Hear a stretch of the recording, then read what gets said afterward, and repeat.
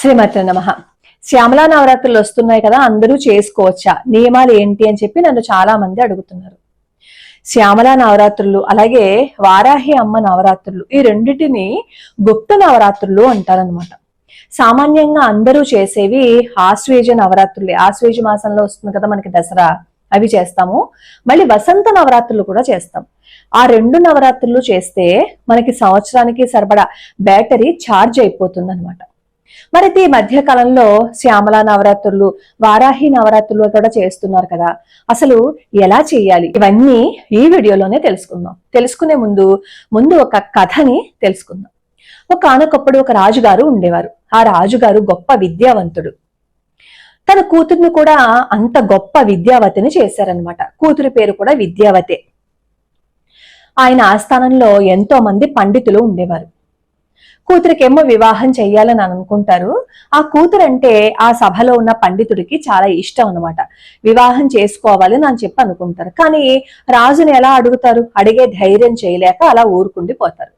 ఒక రోజు రాజుగారు ఏం చెప్తారు అంటే, తన కూతురికి వివాహం చెయ్యాలని అనుకుంటున్నానని ఒక గొప్ప పండితుడిని తీసుకురమ్మని చెప్పి ఎవరైతే రాజుగారు కూతుర్ని ఇష్టపడ్డాడో ఆ పండితుడికే చెప్తారనమాట.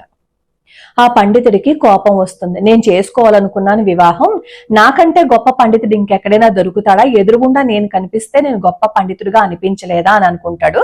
సరే, ఎలా అయినా సరే ప్రతీకారం తీర్చుకోవాలని చెప్పి ఒక మూర్ఖుణ్ణి తీసుకురావాలని చెప్పి అనుకుంటాడు. అలా అనుకుని అలా వెళ్తూ ఉంటాడు. వెళ్తూ ఉంటే ఒక చోట ఒక చెట్టు మీద తను కూర్చున్న కొమ్మని తానే నరుక్కున్న ఒకడు కనిపిస్తాడు. అబ్బా, ఇంతకంటా మూర్ఖుడు మనకి దొరకడని చెప్పి అతన్ని కిందకి దిగమని చెప్పి, నీకు నేను పెళ్లి చేస్తాను, చేసుకుంటావా అని చెప్పి అడుగుతాడు. అతను వెంటనే చేసుకుంటానని చెప్పి అంటాడనమాట. సరే, అయితే నిన్ను రాజ ఆస్థానానికి తీసుకువెళ్తాను, రాజకుమారిని ఇచ్చి నీకు వివాహం చేస్తారు.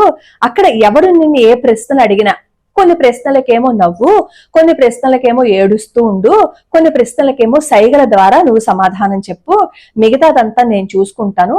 అక్కడ ఎవరైనా అడిగితే నువ్వు గొప్ప మేధావి కాబట్టే నోరు తెరిచి సమాధానం చెప్పవు అని చెప్పి చెప్తాను అంటాడు అనమాట. సరే, పండితుడు చెప్పినట్లుగానే ఆ వ్యక్తి చెయ్యాలని అనుకుంటాడు. ఇద్దరు రాజ ఆస్థానానికి వెళ్తారు. వెళ్ళిన తర్వాత అక్కడ ప్రశ్నలు అడిగితే పండితుడు చెప్పినట్లు ఆ వ్యక్తి చేస్తాడు. రాజుగారేమో తన కూతుర్నిచ్చి వివాహం చేస్తారు. మొదటి రోజున ఈ భార్యాభర్తలిద్దరూ వెన్నెల రాత్రిలో కూర్చుంటారు. అతనేమో కాసేపు అయిన తర్వాత నిద్రపోతాడనమాట. అప్పుడు భార్య ఏం చేస్తుందంటే, అబ్బా, నా భర్త కూడా గొప్ప పండితుడు కదా, ఇప్పుడు కాస్త చర్చ చేసుకుంటే ఎలా ఉంటుంది, వేదాంత చర్చ అనుకుంటుంది భార్య. అలా అనుకుని అతన్ని నిద్రలేపి అస్తి కశ్చిత్ వాగ్విశేష అని చెప్పి అడుగుతుంది. ఆ నిద్రమత్తులో ఉన్న ఆ మూర్ఖుడు ఏం చేస్తాడు అంటే, అస్తి లేదు కస్తి లేదు, నోరు మూసుకుని పడుకో అని చెప్పి తిడతాడు అనమాట. వెంటనే ఆశ్చర్యపోతుంది రాజకుమారి. ఆశ్చర్యపోయి నిద్రలేపి, ఏంటి మాట్లాడుతున్నావు, నీకు విద్య రాదా, అలా మాట్లాడుతున్నావేంటి అని చెప్పి అడిగితే, అవును, నేను చదువుకోలేదు, నేను మూర్ఖుణ్ణి అని చెప్పి అంటాడు. ఇంకా రాజకుమారికి ఏం చేయాలో తెలియదు. ఎందుకంటే వివాహం అయిపోయింది, ఏం చేయలేదు కదా. అందుకని భర్తతో అంటుంది, నీ తల్లిదండ్రులు ఎవరు అని చెప్పి అడుగుతుంది. నాకు తల్లిదండ్రులు లేరు, నేను అనాథని అని చెప్పి చెప్తాడు. అప్పుడు ఈ విద్యావతి ఏం చేస్తుందంటే, నువ్వు అమ్మవారిని ప్రార్థించు. ఇక్కడ దగ్గరలో సిద్ధకాళి మఠం ఉంది ఉజ్జయినిలో, అక్కడికి వెళ్ళి అమ్మవారిని ప్రార్థించు. అమ్మవారిని ఏమని ప్రార్థిస్తావు అంటే, నా భార్య గొప్ప విద్యావంతురాలు, నాకు కూడా విద్య కావాలి, నాకు విద్యను అనుగ్రహించు అని చెప్పి నువ్వు అమ్మవారిని అడిగితే అమ్మవారు అనుగ్రహిస్తారని చెప్పి తన భర్త నాలిక మీద కొన్ని అక్షరాలని రాస్తుందన్నమాట. రాసి పంపించేస్తుంది. ఇతనేమో ఉజ్జయిని అమ్మవారి ఆలయానికి వస్తాడు. వచ్చి అలా కొన్ని రోజుల పాటు అమ్మవారిని చూస్తూ ఏడుస్తూ ఉంటాడు, అమ్మవారిని ప్రార్థిస్తూ ఉంటాడు అనమాట. కొన్ని రోజులకి ఇతని యొక్క భక్తికి అమ్మవారు మెచ్చి దర్శనం ఇస్తారు. దర్శనం ఇచ్చాక ఇతను ఏమడుగుతాడు అంటే, అమ్మ అనుగ్రహించావా, నాకు చదువు కావాలి తల్లి, నా భార్య గొప్ప విద్యావంతురాలు, నాకు అక్షర ముక్క కూడా రాదు అని చెప్పి ఏడుస్తాడు అనమాట. అప్పుడు అమ్మవారు అంటారు, నీకు 7 జన్మల అజ్ఞానం ఉంది, ఇప్పటికిప్పుడు నీకు చదువు రాదు అని చెప్పంటే ఇంకా ఏడుస్తాడు. అలా ఎడవగా అమ్మవారు అనుగ్రహించి, అప్పుడు ఒక పని చేస్తాను, 7 సార్లు మరణించి మళ్ళీ పుట్టేటట్లు నేను నీకు వరాన్ని ఇస్తాను, అప్పుడు నీకు 7 జన్మలు పూర్తయిపోతాయని చెప్పి అమ్మవారు చెప్పినట్లుగానే అక్కడ 7 సార్లు మరణించి 7 సార్లు పుట్టేటట్లుగా చేస్తారు. అమ్మవారు తలుచుకుంటే ఏదైనా సాధ్యమే కదా, చెప్పండి. 7 జన్మల అజ్ఞానాన్ని పోగొట్టే విధంగా చేశారు అంటే అమ్మవారి పాదాలు పట్టుకుంటే ఏదైనా సాధ్యమే అని మనకి ఈ సంఘటన ద్వారా అర్థమవుతోంది కదా. అలా 7 జన్మల అజ్ఞానాన్ని పోగొడతారు అమ్మవారు. అలా అమ్మవారి దర్శనం ఇవ్వటం, ఇతను అమ్మవారి రూపాన్ని వర్ణించటం ఒకేసారి జరుగుతాయి. తనలోని అహంకారాన్ని పూర్తిగా పోగొట్టుకుని అమ్మవారిని ప్రార్థించాడు దాసభావంతో ఆ వ్యక్తి. అందుకే అతను కాళిదాసు అయ్యాడనమాట.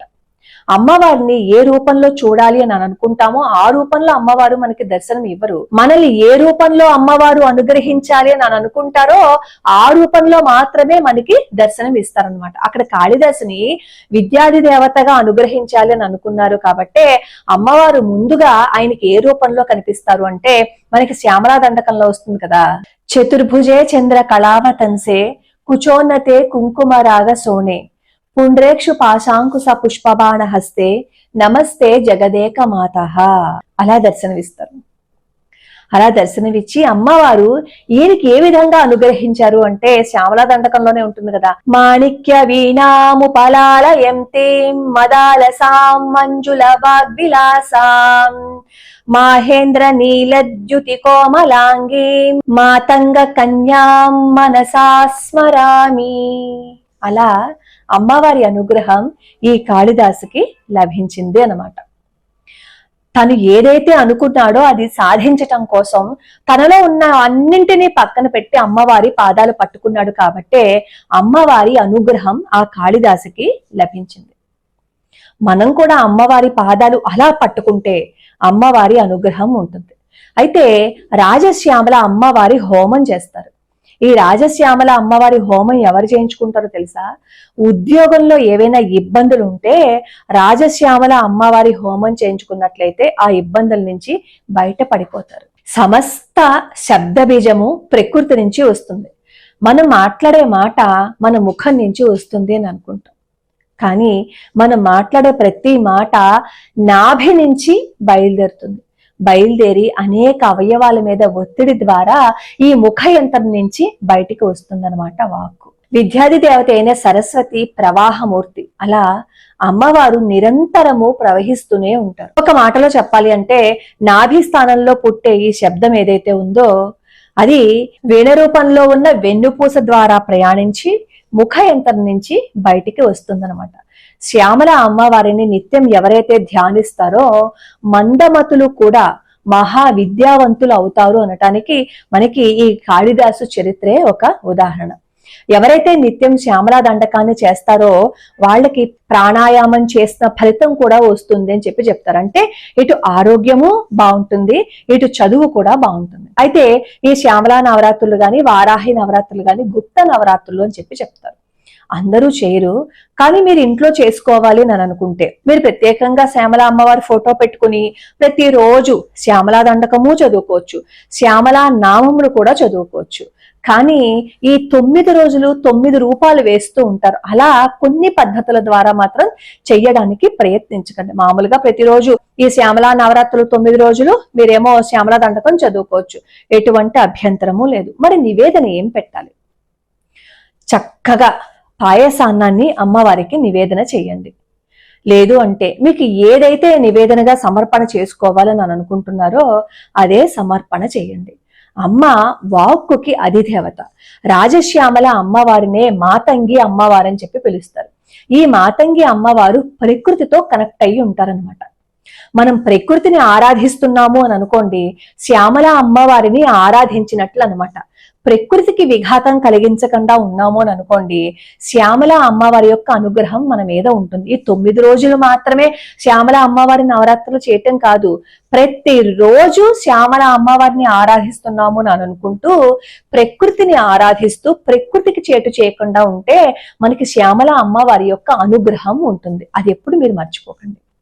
అయితే ఈ ఫోటో పెట్టి కొంతమంది 9 రోజులు 9 అవతారాలు వేసి పూజలు చేస్తూ ఉంటారు. అలా గనక చెయ్యాలి అని అనుకుంటే నిష్ఠా నియమాలు ఉండాలి.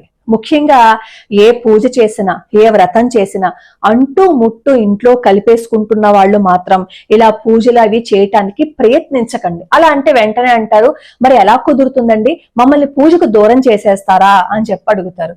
పూజకి దూరం చేసేస్తారా? అంత శ్రద్ధ ఉన్న మీకు అంటు ముట్టు కూడా ఇంట్లో కలుపుకోకూడదని ఉండాలి కదా. మరి పూజ చెయ్యాలి అని చెప్పి మనం అనుకుంటున్నప్పుడు అంటు ముట్టు మనం కలపకూడదు, ఆచార సంప్రదాయాలను కూడా మనం పాటించాలని అనుకోవాలి కదా. దేవుడి మీద భక్తి ఒకటే ఉంటే సరిపోదు, ఆచార సంప్రదాయాలను కూడా మీరు పాటించినప్పుడే ఇలాంటి పూజల జోలికి వెళ్ళండి. లేదు అంటే ఒక నమస్కారం చేసి ప్రకృతిని ఆరాధించడం కూడా రాజశ్యామల అమ్మవారిని ఆరాధించడమే కాబట్టి ప్రకృతికి మంచి చేసే పనులు ఏవైనా ఉంటే అవి చేయండి. అది కూడా రాజశ్యామల అమ్మవారి ఆరాధనే. నేను అమ్మవారి దండకం, శ్యామల దండకం పద విభజనతో నేర్పించాను. నండూరు హేమమాలిని అనే ఛానల్లోనే మేము పద విభజనతో నేర్పించాము. ఆ లింక్ కూడా నేను ఇస్తాను, ఒకసారి చూడండి. అది దగ్గర పెట్టుకుని చదివితే ఆ దండకం మీకు వచ్చేస్తుంది. పిల్లల చేత రోజు చదివించినట్లయితే ఈ దండకాన్ని అద్భుతమైన తెలివితేటలతో వాళ్ళు రాణిస్తారు. లోకా సమస్త సుఖినో భవంతు, సర్వే జనా సుఖినో భవంతు.